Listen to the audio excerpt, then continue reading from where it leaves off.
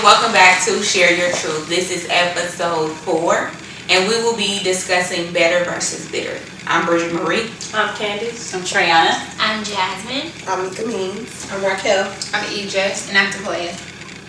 And Mika's going to start us off today. Okay, so better versus bitter. Like my story with the bitter, when I was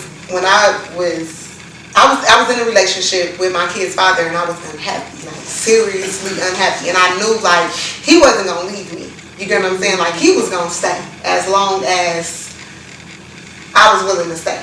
So I left him, but in the midst of me leaving him, I didn't understand like you don't want him and didn't want nobody else to have him at the time. Like it was like, why are you tripping? You get what I'm saying? I guess it was because I was bitter. It was like a bitter process of me having to figure out like getting out of my comfort zone for sure, because we was together for so long. I was, kind of uncomfortable, and that could draw bitterness, I believe, for myself. But then once I started seeing him dealing with another woman, it was more so like, hold on, I didn't leave you to go get with another woman. You get what I'm saying? But I did. So I had to really like figure out like myself, like you don't want him, so it don't matter who have him, like let him be. Once I figured out like the minute he get into my space, it was just like, I had to really talk to myself and guide myself up out of the bitterness so that I could get better. I was like that for like the first girl that he was with after me. She called him, okay? I gave it to her. And then I would have to ask myself, like, why you do that? Why did you do that? I don't even like him. I'm making him think that I like him when I really don't even like him like that. So I had to really, like, tell myself, like, girl, you bitter. But I also had to understand I was bitter because I wanted him to be a person that I wanted, and he couldn't stand for it. You get what I'm saying? So that was the bitterness for me, because it was like, I wanted him to be this particular guy or this particular man for me, but he not being it for me. And I'm in my head, I'm visualizing that he's being this man for this woman. Right. That probably wasn't even the case. Right. He was probably being the same person he was with me. She was just allowing me. Right. You know what I'm saying? So I had to understand like, you don't want him, and you shouldn't care who have him. So going through my bitter stage, I believe bitterness, it's something that's you're either going to sink or you're going to swim with bitterness. I feel like either you're going to let bitterness ride your wave, or you're going to ride the wave of the bitterness. And through it, I swimmed. I didn't sink. I didn't drown in my bitterness. And after I came through the bitterness, I was better. You get what I'm saying? Now the girlfriend that he has now, we hug, we high five. How you doing? I'm calling her instead of him. Because I understand that I don't want him. I'm not bitter. I'm not sitting here trying. I don't want to make him who I wanted in my head. He can't be it. By no means. He can't be it. So once you get to that level of bitterness, and you think of it as if like, bitterness is like any other tactic. Either you're going to sink or you're going to swim. You're going to let it take over your life, or you're going to take over it. You get what I'm saying? And for myself, I had to, girl, what is you doing? You know what I'm saying? Like, get it together, because what you're not about to do is keep making him think that this is what it is when it's not. Or even having everybody around you, even yourself. You start lying to yourself like, no, what if it could have worked? Or what if it's this? And it's like, girl, it's not working. It's just like, and now I believe that we were put together to just make children. God put us together to make those 2 little perfect little boys that I got. That's it. Nothing more, nothing less. You get what I'm saying? So like the better and bitterness, bitter, it'll take you under if you let it. Yeah. And better, once you get past the bitterness, it's more so like, oh girl, you couldn't pay me to do that. You can't pay me to do some of the stuff that I was doing back then. Like, girl, $1 million? No, I'll pass. I'm not doing that. I'm not doing that. So I get it. I really do get the bitter and versus the better thing. My situation is or my past situation was kind of like Mika's, but it's not. With my kid's father, in our last year of being together, I became pregnant, but he was messing around with another girl that I didn't know about or whatever. But I feel like everything that happened, it was because God wanted me to let him go, but I didn't want to let him go. So it's like he was kind of forced or pushed out of my life, but I wasn't mad that he was with somebody else. I was mad that he left me hanging and I'm pregnant. Like, you going and do this, you going to do that. Like, I was scheduling appointments, you know, to the hospital or to the doctor for checkups and stuff for him around his schedule, and he wouldn't show up because he was with her. So that made me absolutely bitter.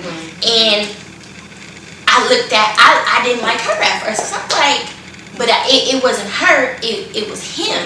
So I had to, you know, go through all that process of bitterness or whatever, you know, to get me where I'm at now. And I absolutely do feel like I'm at a better place. And I feel like Mika, like, God just put us together to make those children, and that's it. Like, he wasn't for me, and I still believe that he's not for me, because I feel like what... Oh, he not. Girl, he not. You're right, he not. But it took me, like, and instead of in how you were going at the girlfriend, I feel like the girlfriend was coming at me because I was pregnant. And it's like, I've been here for the past 8 years. You just came up, like, so why you coming for me? And I would mind my business. Like, only time I would come at him is if it has something to do with the kids, and I felt like he wasn't stepping up to the plate to do it. That was the only time I came at him. Other than that, I'm doing everything on my own with my family. And it's like times I felt like she was just coming for me. And I'm just like, Lord, I'm rolling through with these punches. Like, and I'm like, why I can't say nothing back? Like, why I can't get back at her?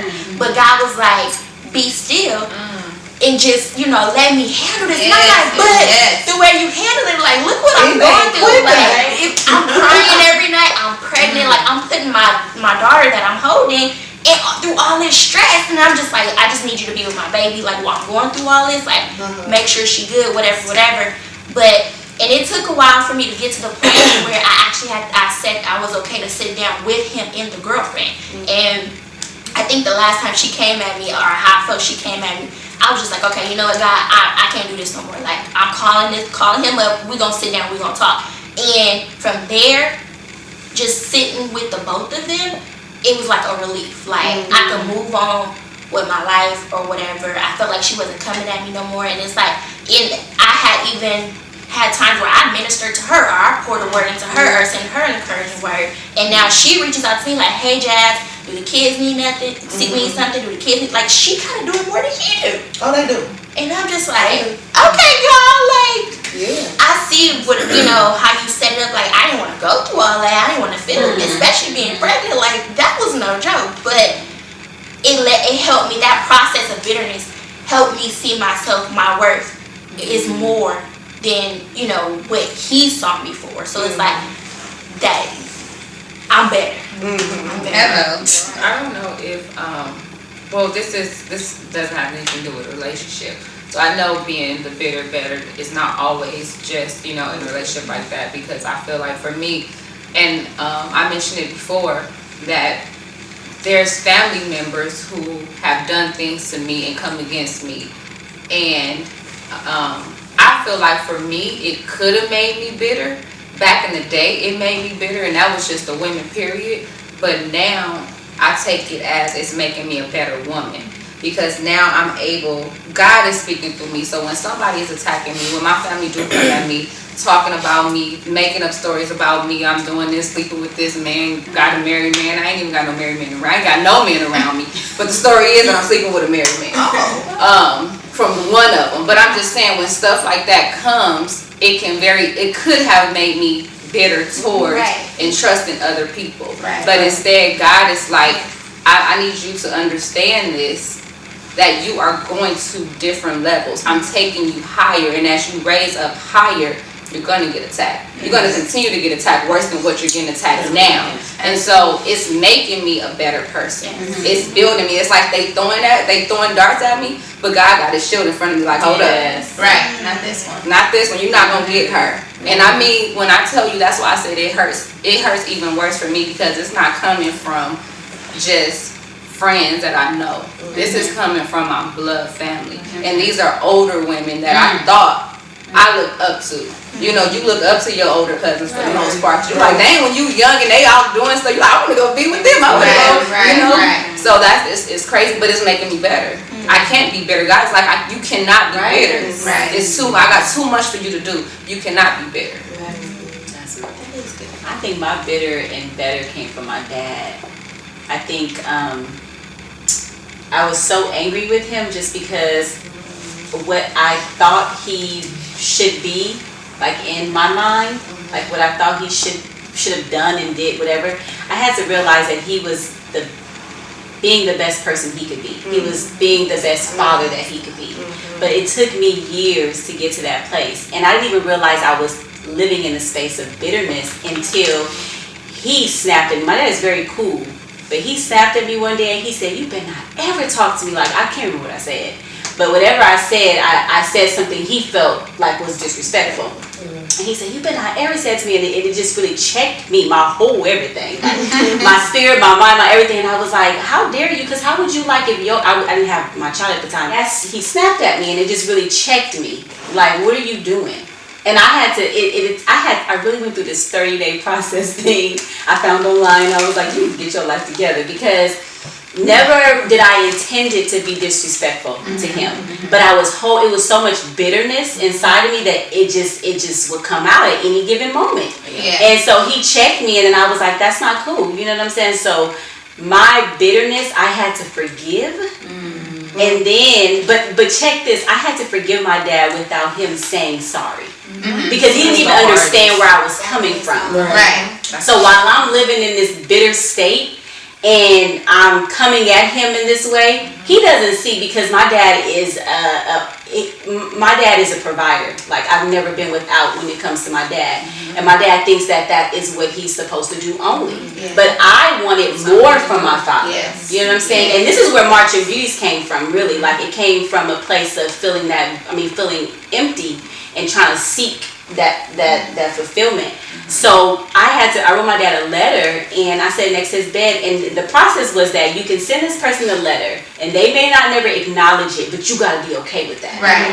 So at that time, I feel like that made the bitterness start to fade away, and I began to forgive him. But then now our relationship is better. And now it's like, and I'm saying this because I think some people think that when you get to a certain place in your life and you're making those steps, the other person doesn't always make those steps. Right. They don't move like you move. They're going through their own process. Right. And so I had to be okay with my dad still growing and me being younger than him, but still growing at a faster pace in that area. Yes. And so I had to be okay with that. And now it's like I'm not bitter towards him anymore, but I had to really come to a place in my life that is not who I want to be. I don't want to be disrespectful towards my father. You know what I'm saying? And then that's when the learning of knowing that people do the best that they know how to do. Right. And then when you start realizing that, then you start looking at generations and you start seeing certain things and you're like, they did the best they knew how to do. And so I'm not going to be the perfect mother, but I'm doing the best I know how to do. You know what I'm saying? So I can only hope that my child will feel and see, that way. But I think that bitterness, it can eat you alive. And you can be so bitter that you start forgetting why the heck you even bitter. Right. Like I couldn't even forget. You forget. You just know that I'm mad at you about something. Yeah, right. And I had to really think like, where did this come from with my dad? And then backtrack, and I kind of put it with a certain situation, but at the same time, it was just too long. I'm talking about a little girl, like elementary, all the way until maybe 26 or 27. Wow. I was bitter. You know what I'm saying? I think a lot of bitterness do come from parent-child relationship. Oh, absolutely. And like you just said, he did the best he knew how. And us as children, we put way too many expectations on our parents because they're our parents. They're they supposed to be everything. Superheroes. They're supposed to be the superheroes of our lives. Right. And they only can do the best that they know how to do. Because like you said, you look back at generations, you got to look back at what they went through, how they were treated, how they were taught. They may not even know how to step into being the mom that we expect or the dad that we expect them to be. Did you think of that once you had a child? I was gonna say that. No, because when he snapped at me, when he said what he said to me, and I've never seen, my dad doesn't get angry. You know what I'm saying? So I had pushed a button. So when I pushed that button, I'm like, wait a minute. It just kind of like shut my whole world at that moment. But no, it wasn't, I hadn't had Nyla yet. Oh, okay. Because I know for me having children, I look at parenting different. You know what I'm saying? It's like, oh, okay, because, you know, my father was more into my life physically more than my mom. You get what I'm saying? Yeah. So it's more so like now, that could make you be even more bitter that you a parent and you like, why you didn't do that? Yeah. I'm doing it, or I'm there, or you know, you question. So it's you start comparing your parenting with your children with your parents, like your mom or your dad. You get what I'm saying? Yeah. So for me, it's more so like I'm still bitter with mom. I don't know if I can pass that, but even now that I have children, I question myself like, that ain't hard. You know, like just little thing like that ain't hard. But I also have to tell myself, she's just not me. Yeah. She don't know how to say sorry, or she don't know how to say I apologize, or she don't know how to. She rather just start talking to you the next day, and y'all forget about it. Like that happened. Yeah. You get what I'm saying? But it's more so like, no, I'm still mad from yesterday. Yeah. You're not about to make it seem like that didn't happen. You get what I'm saying? Right. But for her, it's more so let's just act like it didn't happen. And for me, it's like, what's a simple sorry, or what's a simple apology? What's a simple let's sit down? Some people really cannot say sorry. It's weird to me, but like, what is the big old deal? Because they don't want to look. A lot of people don't want to look weak.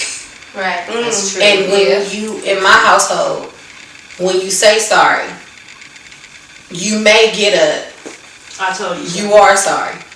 Or you know, I told you so. Or you might get a stop saying sorry, you don't mean it. Or you might, depending on my mom, man, sometimes when you be like, oh, I'm sorry, she be like, I don't want to hear it no more. Like, so sometimes it made me build up like, I'm not saying sorry to you no more. And then I had to work on myself with that, because this is not a lady off the street. Sometimes I extend more grace to the lady on the street than I do my mama because of that relationship sometimes. So that's something I had to work on, because she only know what she was taught, and she only know how she grew up. So sometimes traumas from when you grew up, it affects your parenting. And I didn't get that until I became a parent. And some of the stuff I do and some of the stuff I say, I'm like, oh, like I'm damaging her, and I don't want to damage her. So how can I make myself better to where I'm not damaging the child, and she's gonna have to repair traumas, because I want to make sure I'm be the best mother. And so I had to work on that. But definitely, some people just don't know how to say sorry, and when they say sorry, they feel weak. Like it's crazy, because I was the person that didn't want to say sorry. Even if I knew I was wrong. But it was one time, and I remember I was 23 years old, was on an encounter with Bethel, and I had to forgive over like 20 people, and my bitterness didn't leave until that time, and I was holding stuff from when I was a kid, and in that time, it was people in there that I said, I'm sorry to you. I'm sorry to you. It was about 10 people in the room. And I'm like, in front of like 40, 50 people, I had to say, I'm sorry. That's how I got free. That's really why I love forgiveness. And although sometimes I do hold stuff against people, but I'm really big on forgiveness, because I feel like that's really your freedom. You will not be bitter anymore if you're able to forgive somebody. And you will become better knowing that you're not holding on to that bondage, because it's when you down. It's them people is walking free. Right. They walking free, and you in bondage. And I'm like, once I learned that, I got that in my mind, I was like, God, like, I don't want to be bitter no more. I don't want to be mad. I don't want to walk, because this is the thing. I will walk. I know how to make you look like you don't, like you're invisible. I know how to like ignore you. Like, and I know how to do it good. It's crazy. My son know how to do it. He's 6 months. You know how to do this? Like, it's crazy. Like, cause I can literally walk in the room and y'all sitting right there and I don't see you. I can do that. Like, and it's not hard at all. So I'm like, but God, I don't want to be that person. And when you get to a place to where you're like, God, I don't want to be this no more, He will allow that to release from you. But you gotta say, I want to be better, God. Like, I don't want to be bitter no more. I think now when I think about it, I was just beginning my relationship with God. I think that's what it was for me. And so certain things I realized about myself, because you know when you get to that place, you like, God, whatever is not of you that's up in here, like I need you to take it out. And in order for you to know what it is, you got some stuff gotta happen. Right. So I think that was just like one of those scenarios that happened. It was like that right there, you can't keep moving on with that. You know what I'm saying? Right. And the thing about it is, I've always loved my dad to pieces, but I love him even more because I can understand now, like from a spiritual aspect. Like I feel like it was the enemy that wanted us to clap. You know what I'm saying? Like in that, because I can't really say he's never done anything to me. He's never done anything to me. It was just a situation that I didn't like. Yeah. Like, who are you? You know what I'm saying? Like, who are you to be feeling like you got a right to tell this man what he should and should not do? I think that it's important for us to understand that in that bitter state, it's the enemy working. He's working, and like you were giving him the power to do whatever it is that, because when you bitter, it ain't no telling what comes out your mouth. It ain't no telling what kind of body language. It's just all bets are off. Like you don't even care. But when you start getting through that process of like this can't be it. It can't be it. Yeah. You become better. The whole situation just comes better. Yeah. Right. It just becomes better. You become better. The relationship is better. That person is better. Because I would like to believe that my dad is better because I was honest with him. But I hate the way it happened. Right. But I think that we're all better in some shape or form. You know what I'm saying? So. And I think that's something that people don't identify with. The fact that going through the better versus bitter. You're being used as a vessel. Yes. And with that, you have to decrease and let God increase. Which means you're going to have to practice patience. You're going to have to live by the very things that you say. It's easy for us to articulate things or verbalize things. But it's another thing when we're actually living by it. And that's a lot more effective than talking about it. Like, this is revelation for me right now. Because everything that you guys are talking about, I'm experiencing. I was the girl who was always like, you don't never go through nothing. You just go your way and don't nothing ever happen to you. You just believe in your big God and At 27 years old, I'm experiencing it all. Everything that they experienced when they were 14, 15, 16, 17 that was avoided or that I didn't experience, I'm experiencing it now. And what I've learned is it's not about me. You know, oftentimes we think that process is about us, and it's not about you. God is using you as a vessel to push through to somebody else and to teach them, like, look at yourself. You got to reflect. You got to be honest. You got to be accountable. You got to identify some things within yourself in order to heal the people that are around you. And my stepdad is 55. My dad is 56. My mom is 47. And it's like they're like cement all mixed together and stuck because there's never been anybody there to show them that mirror. Everybody was just like, okay, I'm your yes man. If you want to do it, go ahead. For me, it was different. It was like, no, we got to be accountable. If we want to, in order to heal the wound, you got to expose it. So some things, you got to remove those layers. It might hurt, but ultimately, a lot of healing is going to take part in the process. And I think for me, that whole bitter versus better, I've never been bitter because, and I always refrain to God, lean not on your own understanding. If ever you're going through a situation that you think is too big, don't worry about it. Pray about it. Go to sleep. The next day, wake up with gratitude in your heart, knowing and understanding that things are going to work out exactly how they're supposed to. Once you do that, it's like, okay, God, I see you. I see how you move and you the pilot. I'm co-pilot. It's your ride. You know? And so many magical things has transpired in my mom's household. That's why, like, I'm getting all in right now because it's so hard to love people when you going through stuff. Like, it's so hard to love people when they've hurt you, when you're in pain, when they intentionally try to abuse you and assassinate your character. But when you depend on God, what, love who? Oh yeah, you hurt me yesterday, but we hugging today. You know, you intentionally try to drag my name through the mud, but I see better in you. I know better in you. And since you ain't never experienced it, let me teach you. Let's talk for a little bit. You know? And I think that's what it's all about. When we remove ourselves and not make it about us, but then look at the person that we're trying to get through to and understand where they are and help them where they are, things will fall into place exactly how they're supposed to. That thing, it's just that God, like in His Word, He says all things work together for your good. Like even the bad, you just have to say yes and surrender, and then He'll take it. And even though you're gonna go through that hurt and pain, it's just it'll be it'll be better, not bitter.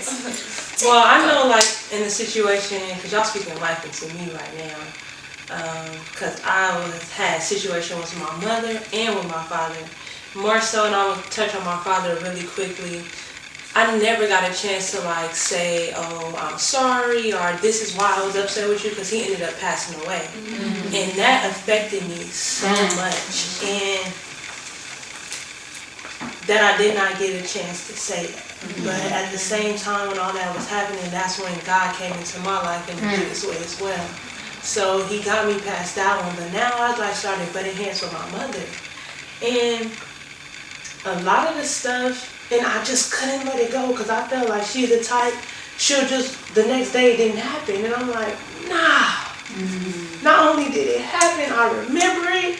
Not only am I remembering, I used to try to say, I'm going to be better because of you said that. I'm going to do this, I'm going to make sure I do this because you said that. And I remember my pastor saying, like, you think you're using that as fuel, but it's not. Like, it's holding you up. You want to get to all these places, but God is not going to let that happen until you forgive her, you know? And I started going through, and I got to that place where I'm like, okay, God, like, I want to be a better daughter despite all of that other stuff that's going around. Like, what can I do to make it better? And it used to frustrate me because I'm like, I'm a child. Like, why am I the one saying this? It's not my place. Like, you the adult.